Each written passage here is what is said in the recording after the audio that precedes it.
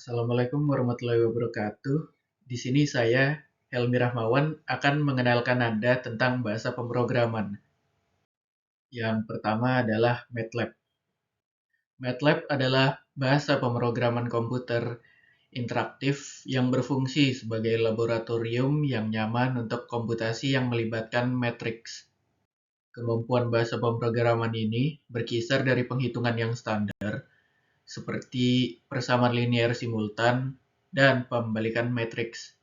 Dan juga bahasa ini dapat mengerjakan penghitungan yang cukup rumit seperti dekomposisi nilai singular.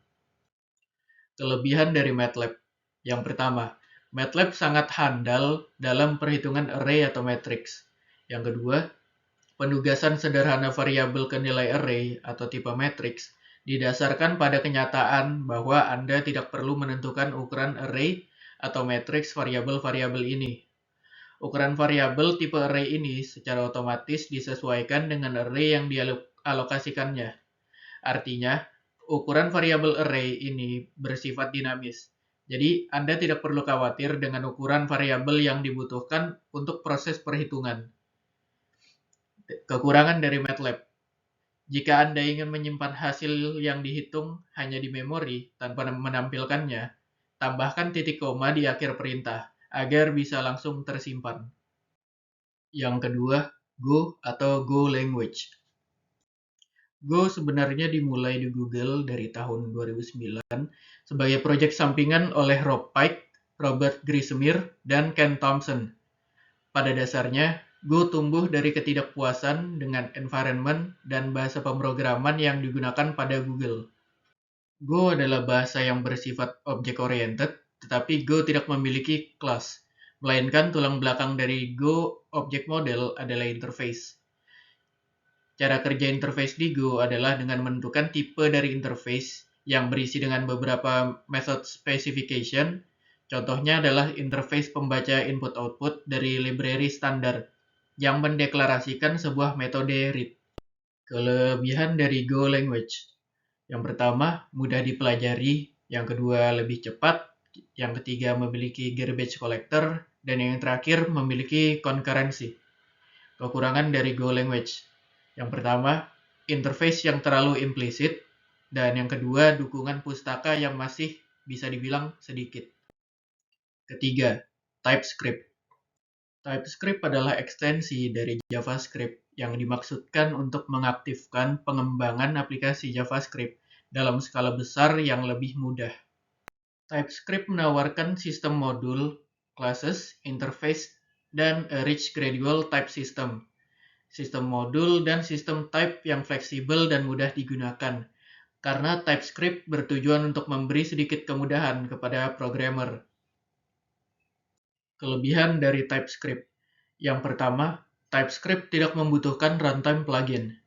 Yang kedua, bisa digunakan pada berbagai platform karena masih memanfaatkan environment JavaScript. Yang ketiga, dapat digunakan bersama bahasa pemrograman yang lain. Kekurangan dari TypeScript, membutuhkan tools. Keempat, Kotlin. Kotlin adalah bahasa pemrograman yang modern, bahasa yang kompatibel dengan Android yang memperbaiki banyak masalah yang ada di bahasa pemrograman Java, seperti null pointer exception atau excessive code verbosity. Kotlin adalah bahasa yang terinspirasi oleh Swift, Scala, Groovy, dan banyak bahasa lainnya. Analisis mendalam terhadap bahasa pemrograman yang lain telah dilakukan oleh mereka. Kotlin berusaha untuk tidak mengulangi kesalahan dari bahasa lain dan memanfaatkan fitur yang paling berguna dari bahasa yang lain. Kelebihan dari Kotlin. Pertama, lebih ringkas dibandingkan dengan Java. Kedua, dapat dioperasikan dengan Java. Yang ketiga, mudah dipelajari. Keempat, mampu meminimalisir kesalahan. Dan kelima, memiliki fitur yang beraneka ragam. Kekurangan dari Kotlin. Yang pertama, kecepatan compiler yang tidak menentu. Dan yang kedua, komunitas Kotlin yang masih cukup sedikit. Kelima, Swift. Swift adalah bahasa pemrograman yang bisa dibilang masih baru, yang dikembangkan oleh Apple untuk membuat aplikasi iOS dan macOS. yang dimaksudkan untuk mengganti Objective-C sebagai bahasa utama di Apple.